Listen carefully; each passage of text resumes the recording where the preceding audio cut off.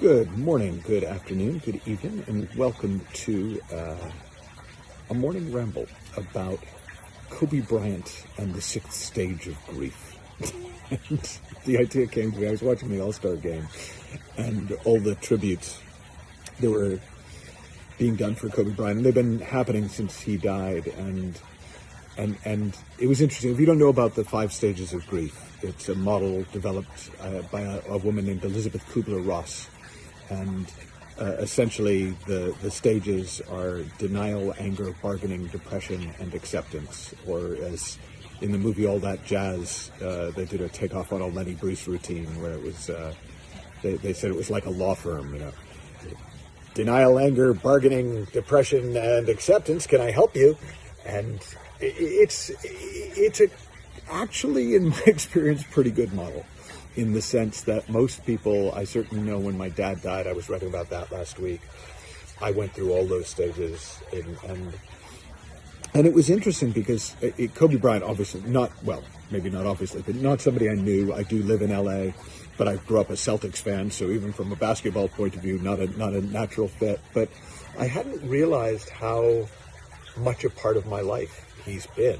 And clearly he has been for a lot of other people. And when my daughter told me, I immediately went into denial in the sense that, so I was about to go up on stage for a seminar we were doing in LA.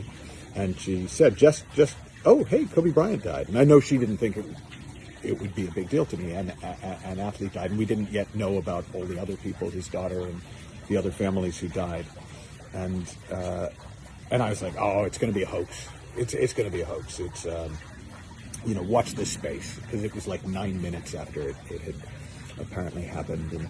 And I went up on stage and I taught and then I went right into anger when I came off and we found out about the other people who died and about that it wasn't a hoax. But it didn't come out as, it was anger at Clara. Like, how could she tell me that just before I was supposed to go on stage? That was totally unfair. That was unprofessional. And even at the time, I knew that anger had nothing to do with her. It was just what happens. And there wasn't a real bargaining stage. With my dad, there was. When my dad was in a coma, I definitely tried making a few deals that didn't go through with the Almighty. And then depression, that sounds like a clinical thing, and it can be, but in this case, it was just literally a depressed affect, like just less feeling, kind of more depressing down all the feelings. And it was interesting. I actually, to my own surprise, went to a Kobe ride at my local gym. They did a spin ride, and they swear they didn't set up that the only bike that wound up not being taken was bike 24. And then acceptance is traditionally where it stops. Okay, we accept this, we move on, sort of sadder but wiser. But for me, I have always seen a 6th stage of grief. And that 6th stage is gratitude, is when you go beyond acceptance to the place where when you think of the person who died, you might cry, but they're tears of gratitude, they're tears of appreciation. And I found very quickly kind of getting to that feeling with Kobe. Now with my dad, it took longer. It took probably a year to go through that. And there's some people in my family who I don't know that ever got to the 6th stage.